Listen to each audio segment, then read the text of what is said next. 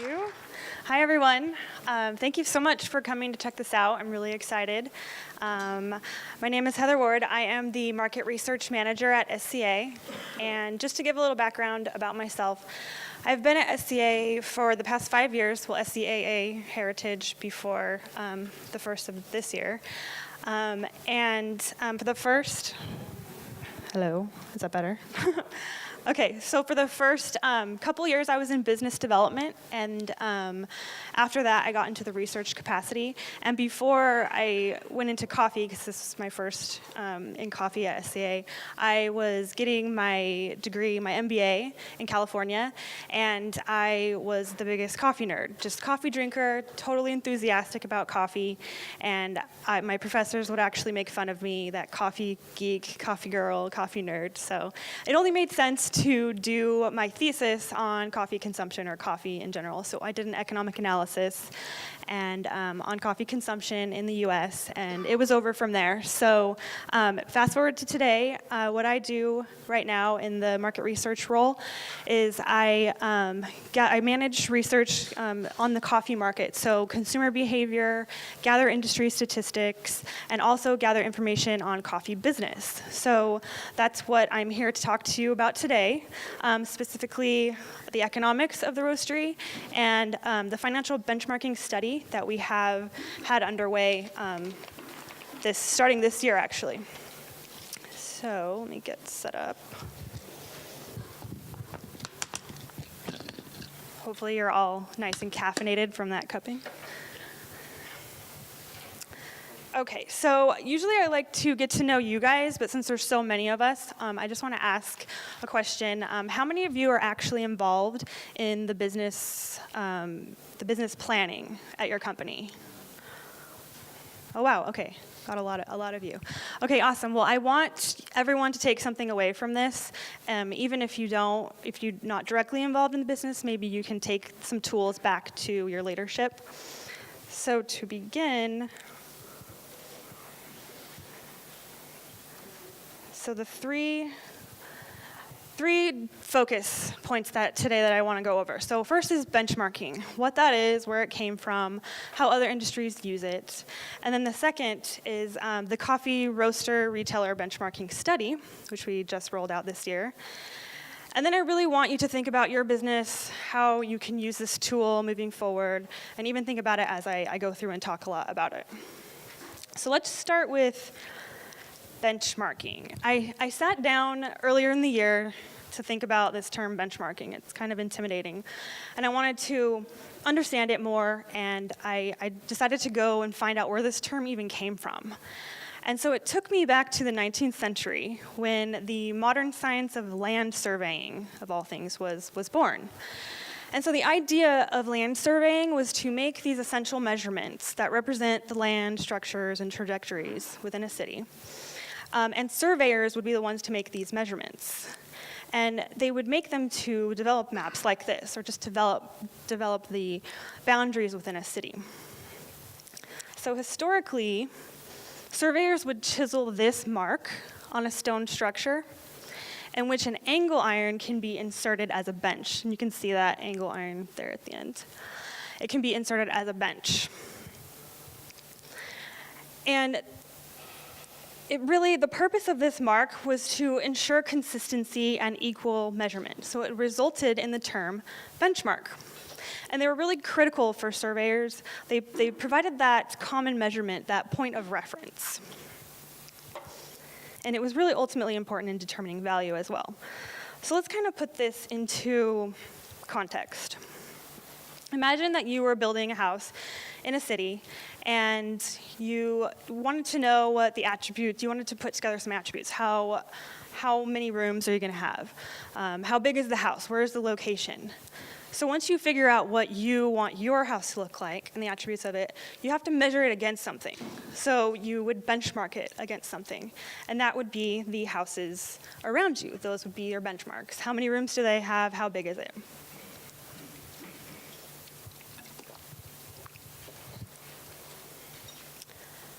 So now that was just the housing example. Now let's talk about coffee businesses, which is why we're all really here. And you want to measure, think about your coffee business that you have now. You want to measure the value of it. Well, there's tangible attributes, of course, the location, how big is it, and all those, but there's some deeper metrics that we use to determine the value, and those metrics can be found in your financial statements. So to go over a couple of those, they're called key performance indicators. I'm just going to give an example of a couple of them. First is return on assets. So this is measuring your profitability. How well are you using your assets to generate earnings, to generate sales? So for example, if you have a coffee roasting machine or two, the first one, you're using that full capacity, and the second is you're not ready for it, it's just kind of sitting there. You're actually losing on that because you're not using it to full capacity. So it's going to bring your return on assets down. The larger the percentage, the better that you want for that. And then another example is the cost of goods. So this is just, your costs of material, your green coffee cost, the bags that you put the coffee in. And then profit margin. What is your profit after all your expenses? So those are just examples of a few of them. There's so many more, but once you kind of gather this information from your financial statements and calculate these, you can get a pretty good idea of your own business. But the next step is what now? How do you even further determine the value? You want to measure it against something. You want to measure it against the businesses around you. And that's the process of financial benchmarking. So it's measuring that, taking your KPIs and measuring that against the collective industry, not necessarily you don't know the exact numbers of another company. It would be a collection of the industry aggregate. And really so the benefit of this and why you would even do this is to get a really good understanding of the industry landscapes. When you write your business plan, wherever you are within your business cycle, there's always decisions to make. There's always, something that you can do more to be more profitable and to grow. So this would be you can make more informed decisions, but rather than just going off of gut feeling. So this is maybe my favorite slide. And it's not really to tease you guys because it's getting later in the day, so it's almost time for one of these delicious looking beverages. But I just wanted to show how other industries use this process as well. And it's actually more common to find resources and information in other industries. So the wine and the craft beer industry, wineries and growers, they want to gauge their harvest and figure out where they want to invest their company resources, and the same for craft beer industry as well. So what about coffee? Is there a benchmarking study in coffee? Well, there happens to be one, yes, and it is the financial benchmarking study specific to roaster and retailer businesses. So in April of this year, we launched this 2017 study, and really before I get into more of I want to show you guys what that exactly looks like. I want to take it a step back and kind of show you how this idea transpired, because there's a bit of a history with it. So in 1994, actually, in the US, a group of roasters got together and they wanted to know what the industry norms were. They were setting targets, they were writing their business plan, they're like, what is the rest of the industry doing? And so they put together a survey, sent it out, and they didn't get a very good response. So in 2009, the same survey was sent out again, and again, it just wasn't a good response rate. So in 2015, we, with a larger financial backing, and we looked at the design of the survey to improve it, worked with an outside research firm, a CPA firm as well, to put together a bigger, better survey, and we launched that in 2015. So that gathered financial, operating, sales information. It was open globally, so everyone could fill out the survey. And the main objective was to provide comparative benchmarks. So I'm going to go through a few things about the 2015 study. Really, I want to tell you a lot about the 2017, but I think it's really important. This will show you what can come from this. And there was a couple interesting insights that we found. So we had about 205 respondents total. 86 were from the US, 14 were non-US, various countries. And we've been talking with the CPA firm. We thought we need to further group these roasters together so you can compare yourself with a company just like yours. If you have one location and you're comparing yourself with someone who has, 100 locations, it doesn't really make sense to do that. So we grouped by these different groups: net sales, company type, meaning wholesaler, retailer, or both, number of locations, the pounds of coffee roasted, the community size, membership status, and profit leaders. So this group, the profit leaders, that we wanted to really understand, this is the group with the highest return on assets performance. And we wanted to understand, what are the most profitable, vigorous companies doing? How does it set them apart from the rest of the roasters within the study? So a couple metrics that I'll show you with all roasters and profit leaders, comparing them. This was fiscal year 2014. We gathered it in 2015. But the return on assets, again, the profitability measurement, all roasters saw 17%, profit leaders saw 75%. So I was like, wow, that's a really big gap there. I'm just questioning, I wonder why that is. And then we looked at this next to it, cost of goods, showing all roasters at 49, profit leaders at 46%. This is the percentage of net sales. So I was like, wow, that's a lot closer to each other than we thought it would be. A common question that we get in the coffee community is, what are other people's costs? People don't really talk about it. How do I know what the industry norm is? Are my costs aligned with everyone else? So we looked at this and we're like, what does this really mean? There's a common belief also that profit leaders buy green coffee really low and sell the end product really high. But this is maybe telling us that that's not necessarily the case. It's not really in the cost of goods. It's more in return on assets. It's putting that energy into make sure you're managing your assets efficiently. And this is maybe where you can focus your energy to become more of a profit leader. And then the last metric I just wanted to show from the 2015 study was just profit margin. All roasters saw 6.9%, profit leaders saw 15.2% profit. So that kind of wraps up the 2015 study. The surveys were sent out through email, and the CPA firm computed all the measurements on the back end and then put together a static report. So there was a lot of tables, a lot to go through. And during that year, we decided that we wanted to do this every 2 years. So 2017 rolls around, and we decided to keep the main objective. We want to compare year over year of providing the comparative benchmarks, which you can compare you with the industry. But there were some improvements that we wanted, or focus that we wanted to do as well. So we wanted to focus also on the European specialty coffee market. And we have this year 2 almost identical surveys, and one isn't presented in US dollar, the other is presented in euro. Anyone in the world can still participate in this. They're just going to have to do some conversions. But European is separate from the US dollar, or the euro, I should say.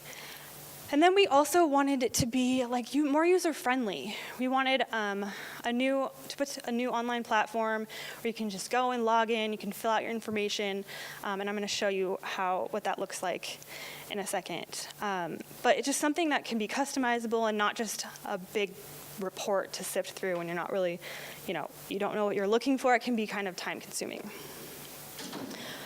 So this survey is open right now. It's still open for data collection, and you can also see the access to the benchmarks already. Since we did launch in April, we have some available data already.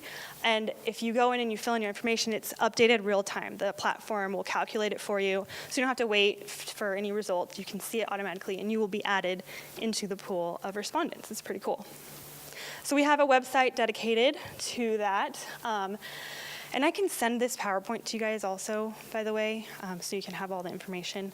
I think that would be really useful, or in a PDF, so you can get this, scafbs.com. So Specialty Coffee Association Financial Benchmark Study is what that stands for. So I want to go through it a little bit and show you kind of how easy it is to use and the benefit. Okay, so it will take you to this page first, and you can sign up here. It'll send you an email with a password, and once you log in, you change your password right away. But you'll have a username and password that you'll use all the time, and you can come and log in and log out as you please. So it's pretty cool. And then once you get into the platform, this is what it's going to look like. I did just some snapshots just so we don't have to wait for the Wi-Fi. But enter my data. So company overview, everyone would enter their information there. Then we have the roasters, wholesaler, like the operational stuff in the roasters, and then retailers as well. So we had an area so you can put in your information or the questions that have to do with the retail shop. And then the key performance measures, those are our KPIs that I was talking about that will calculate for you. And that is your own, you will only see that, but you can go and it'll calculate it and you can see kind of what your company looks like as far as the performance measures. So this is a completely free tool. Well, not completely. We ask that you fill out 50% or more of the survey to get the access to the results for free. And we really are trying to get, the more respondents we can get, the better the data is, the more representative it is. So just to take you through a little bit more, I'm not going to go through all of it, obviously, but the profile, this area is really important where you would click the survey scope. So if you're a wholesaler or retailer or both, this will be really helpful when you go to filter as well, which I'll show you in a second. And then also the coffee retailer non-roaster. And then this is all fictitious information, by the way. It's a fake company. But the income statement and balance sheet are the two tabs that are really important for the KPIs. So I kind of want to pause for a second and just really assure you of the confidentiality and the security of this platform. There's nobody that's going to see your individual information. When you submit, it will go to the industry aggregate, so it will be collectively. And there's no way it can be traced back to either. There's lots of safety or parameters in the platform that you won't be able to, look at a certain country if you only know, or a certain area if you only know of one roaster there and you're trying to segment down. It won't let you do that. It protects it with how many respondents in the pool that it's actually showing you. So this is that performance measure page that is just your company. And you can, once you fill everything out, it'll calculate it for you. And then once you know yours, you want to compare to the industry. So this is a really cool feature as well. This is like the groupings I was talking about when you're going to compare yourself with other roasters like you. You can click on different filtering from anything from the business type if you just want to see what roaster wholesalers business looks like, country, community size, net sales, the list goes on. There's a lot of segmentation you can do to really understand, really see what's happening in the competitive market. So once you save all of that, this is what the benchmarks will look like. So each will have a scale, and the black number is going to be the benchmark, and then it'll show you in green where you lie on that scale, and give the percentile as well. So like net sales at the top, the 450 euros, that's benchmark. Above 500 is what this fake company's sales net per location is. And this is just a snapshot. There's tons of different measurements or metrics that you can look at throughout. And you can also just click on some on-demand charting. You can even export it to PowerPoint or Excel, but this is kind of a visual that gives you more. If some of you are more visual people, this really helps, and it shows you exactly where you are. And then this area, you run dynamic reports. So this is when you can run an entire report based on you're customizing the filters. It'll save it for you, and you can just export it right to PowerPoint or Excel. If you're going to a meeting, it's just really useful and quick to do. And then also we do have the 2015 static report that's in here as well. If you do fill out 50% or more, you'll get to see the results of that too. And then this is just an idea of what it looks like in PowerPoint, another way to visually see it. So So that's kind of like a pretty good overview of running through the platform, you get a feel for what it's like. I really want to emphasize the more information, the more data we can get, the better, the more representative it is. So we have right now, I think we're about 40 European respondents. So we really want to get that up to really get a good understanding of the landscape and what that looks like. So I want to get to questions as well. I want to be available for you guys too. I am available. I'll be around the rest of the event. If you want a one-on-one, or if we want to talk about anything, log in. I'm definitely here. Come talk to me. Even afterwards, I would love your input. You know, if you feel uneasy about things, I just really want to emphasize the value and what this could actually do for your business planning. You know, there's a lot that you can are facing for your business. Like, do I open another location? Isn't time yet? There's a process that you could go through to really arm yourself with this data, with this evidence to make it. I mean, we can't predict the future. I feel like we would be gambling somewhere. We could. So this just helps us. It's an extra step for your due diligence to just make it more likely to be profitable, to grow, and to really build your business. So just overview, I always like to overview. Hopefully you could take away benchmarking, what it means. If you see that little chiseled mark on old buildings, might be exciting. I haven't seen one yet, but I hear that they're still out there. This roaster retailer benchmarking, hopefully you can take this tool with you, use it yourself. If not, take it to the leadership, and hopefully it will really help you. We really want to provide this resource. It was a needed resource that the community wanted, so we're here to provide that for you. So, and that is about it. So we can take questions now. Yes, do we need mic? Thanks. So we have a question here from Emilio. Quick question. So some of us in our companies not only are roasters, so we also sell equipment. Some of us are distributors of certain equipment. Some of us, just buy the equipment to give it to some of our customers. Each company has different ways of keeping their books in order. Right. Some of us have different areas of business within one company. How are you able to just filter that in or consider that?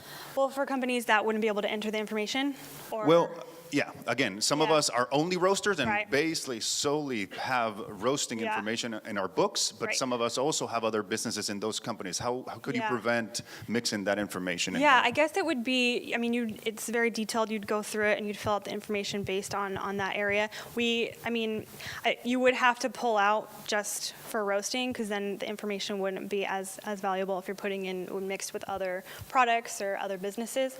But it's very explanatory within it as well, like what we're asking for numbers, because it is really hard, especially when we were looking at this and developing the European survey, because there's differences, right? And we were just like, okay, lots of people present their financials in a different way. So we had a subject matter expert group in the beginning to kind of find the middle ground here in the best way that we can easily ask for the information. It can be inputted in a way that you can grab that out of your financials. So we just had to put it all together. And there's lots, and I actually didn't mention, there's a user guide in the platform, and also a data interpretation guide. So it explains a lot of the stuff, not only what we're asking for exactly, but how to use it. Like, okay, we have this information. My return on assets is lower than the benchmark. Like, what do I do? That you get this, and it's like, okay, what's the actual decision or change that I should make? The guide it goes through that and helps you make those different, like, you can do this, you can do that. So it's kind of a collective thing, and I think it would take a little bit longer to extract from your financials if you have it all together, but I think it would be valuable. Thanks. Any more questions? Yes. Okay. Do you have data collected on EBITDA as well, like earnings before depreciation and amortization? Yeah. That's something we track very heavily. Right. Yeah, that's all in there. When you go in, it'll guide you through what it's asking for with all that. So yeah. But I've heard that a lot too. A lot of people are asking for that and track that. So we definitely put it in. Any more questions? Questions? You want to go get that beer or wine? Wait, Yeah, Morten. wait, Morten, wait. You're being recorded.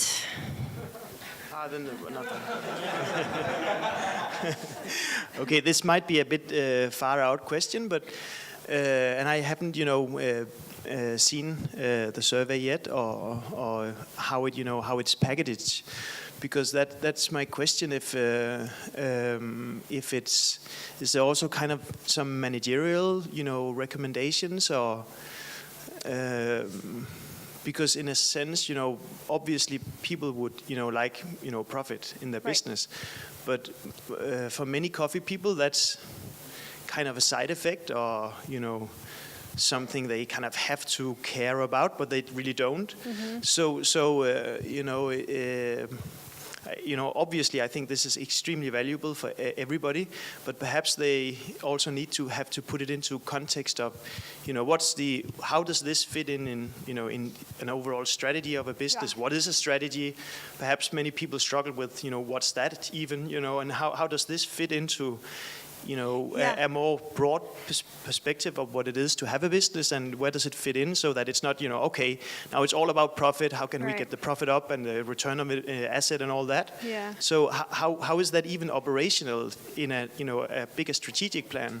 Because if people haven't got an MBA, they haven't got that aspect as well. So this is not, in a sense, sufficient for people to see the numbers and, I'd like more profit, Yeah. But how is that even going to work in a business in a bigger perspective? And it does ask all the operational, or in the company overview, it asks a lot about, your staff, how many staff you have, management, questions within HR, and then on the operational side, it has more than just numbers. It's more qualitative stuff as well too. So I think when you're trying to figure out your strategy, or looking to change your strategy, you can pull the benchmarks and kind of see what others are doing, because it'll show you those measurements of their staff or their management. So I think that will help give some evidence to that. It's not just largely financials, sales mix too, with focusing on your product, like what product are you selling, that, like putting together that model. Are you doing some food as well? It has questions on that as well. So hopefully that can address a good mix of how you want to build your strategy. It just kind of shows how others are as well. And even if you're filling it out and don't quite know yet, you don't have to fill all of it out. We just ask 50%, and hopefully you can get to a place where you can fill out more. I mean, it is fiscal year 2016, so we want to do this, keep doing this. That way we build this database, and we also want to improve it. So any ideas like that, maybe we can take that information and turn it into an improved setting next time. And I would love that from everyone, if feedback on how this can be more useful for you. If it's too in-depth, if it's too heavy on the numbers, we want to know that so we can shift it a little bit to make it more beneficial and usable for you. Does that answer your question? Yeah. Okay. Yep, we have a question here. Very simple question, but how do we feed that back to you? How do you what? How do we give you that feedback? You can contact me. I mean, I have a bunch of cards. Heather W at SCA.coffee. I would love to talk to you directly, or if you don't want to, I can set up actually like a feedback survey if you're more comfortable with that, and or if you'd like to be even on a working group for the future. Actually, I'll probably do that feedback survey that's anonymous. Doesn't matter, so you can give feedback. Does that work? Yeah. In the back too. Wait. Well, the reason for the microphone is because of the recording. Okay, sorry.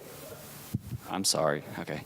I was wondering, because you had your presentation, I was like, okay, there's a lot of sort of financial talk in there with words that maybe aren't very familiar for like English-speaking people. I don't know if it would be possible if there's like a translation or something, because I think maybe I get stuck in this because it's already the numbers that are maybe puzzling me, and then the words, I'm like, what is it? Or what does it mean? And I have to look it up. Right. Would you want more of a translation of like definitions, or? Yeah, I guess so. Because we can't really do translation of the survey. There's too many languages, and we ran into kind of a barrier with that. But yeah, I can look into that, because with SCA now we have lots of translation going on with different chapter information or booklets and whatnot. So I can definitely look into that, because I think it would be helpful. I can imagine it's a bit of a barrier for people that are. Yeah, and there are, when you go in, it'll tell you definitions of each that's asking. There's like help text underneath. And I'm trying to go through and explain everything as I go, but there is so much more. So to your point, I'll look into seeing if we can get like a definition sheet or something translated into different, maybe we could talk after so we could figure out languages and whatnot. Any more Any other questions? Cool. No more questions. Thank you guys so much. I'm available if you want to chat about it. Any further questions, I'm here. So thank you, Heather.